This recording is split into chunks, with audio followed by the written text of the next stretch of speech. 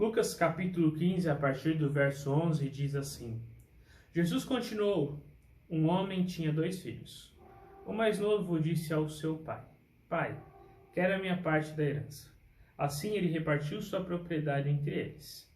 Não muito tempo depois, o filho mais novo reuniu tudo o que tinha, foi para uma região distante e lá desperdiçou os seus bens, vivendo irresponsavelmente.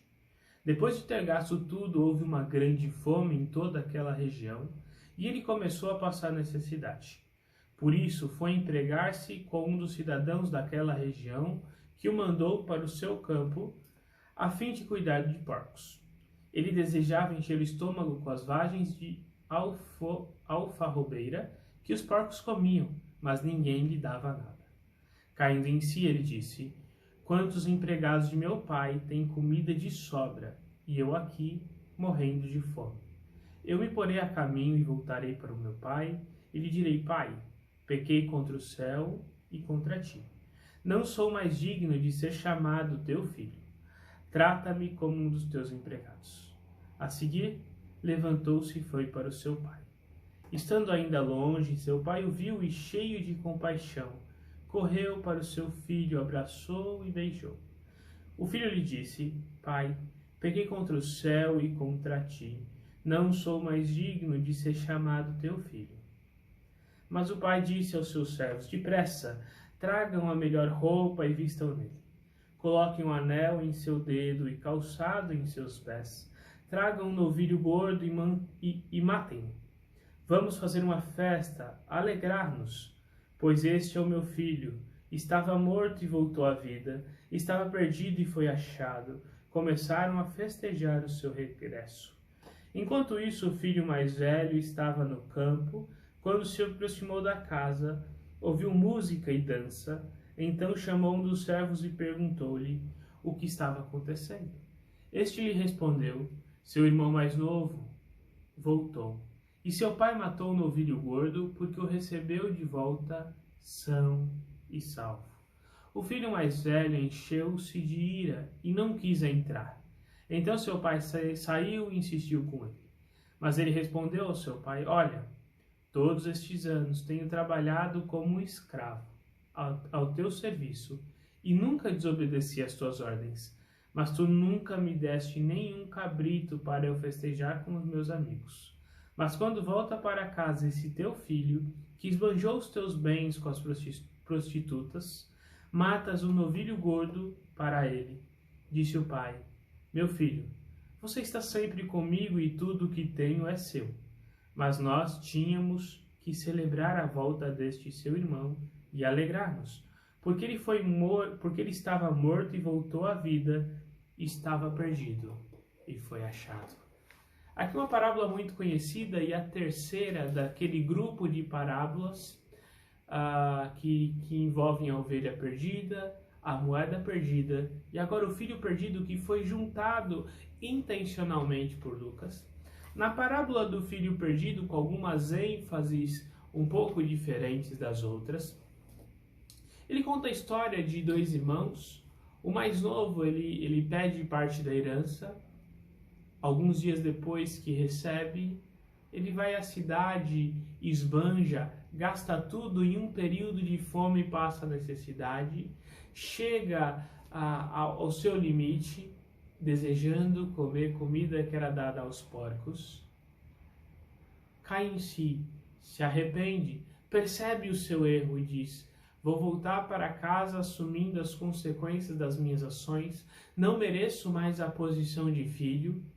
Agora eu acho que eu sou melhor tratado na casa do meu pai como um dos servos do meu pai. E eu vou voltar nessa condição. Ele retorna, pede perdão ao pai, diz que pecou não apenas contra o seu pai, mas também contra os céus. O pai, com alegria e compaixão, abraça esse filho, toma esse filho em seus braços, pede aos servos para matar um novilho gordo, faz uma festa. Porque o seu filho, que estava morto, retornou. O irmão ouve a festa, pergunta o que estava acontecendo e fica indignado. O pai vai até o seu irmão e explica: olha, o seu irmão estava morto, voltou. Você, apesar de não ter recebido tudo ou ter esbanjado os bens à semelhança do seu irmão, você sempre esteve na casa do Pai e partilhou de tudo isso. Mais uma vez vemos Lucas destacando o valor de receber aqueles que são alcançados. Não basta eu buscar a ovelha perdida, não basta eu encontrar a moeda ou a dracma perdida, se quando ela entra no meio do ambiente do reino, ela é deixada de lado, não há compaixão, não há alegria. Nas outras duas parábolas vemos, tanto da dracma quanto da ovelha perdida, que há grande alegria no céu.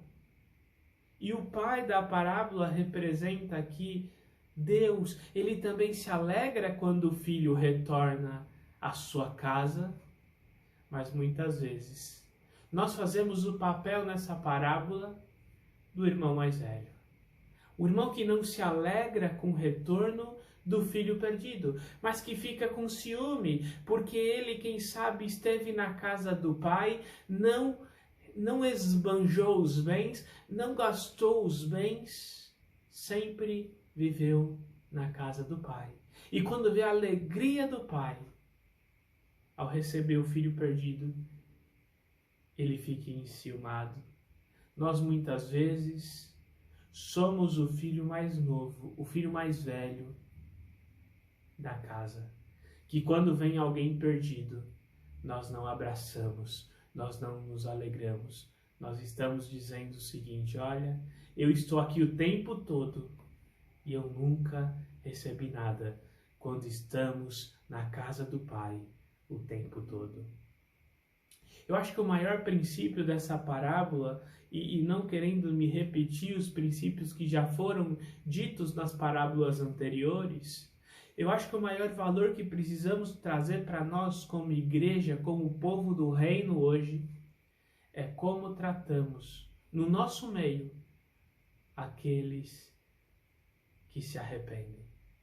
Quando alguém que não se veste como nós, não tem os nossos hábitos, a nossa cultura, que passou, quem sabe, por pecados que mutilaram os seus corpos, que mutilaram a sua imagem, que mutilaram a sua vida financeira, a sua vida emocional, como que os tratamos? Será que quando essas pessoas passam em nosso meio, nós vamos por um outro caminho? Nós os rejeitamos, nós falamos, esse não é o lugar dessas pessoas? Não, a nossa postura deve ser oposta. Nós devemos entrar na casa do Pai e participar com alegria dessa comemoração, porque um pecador se arrependeu. Isso deve nos trazer grande alegria, porque um pecador, ele se arrependeu. Nós precisamos ter os olhos do Pai. Meu filho estava morto e agora ele retornou. Aqueles que vivem no pecado, independente de qual pecado seja, estão mortos. Não há pecado grande demais que não haja perdão, nem para Deus e nem para nós que participamos do reino e da casa do Pai.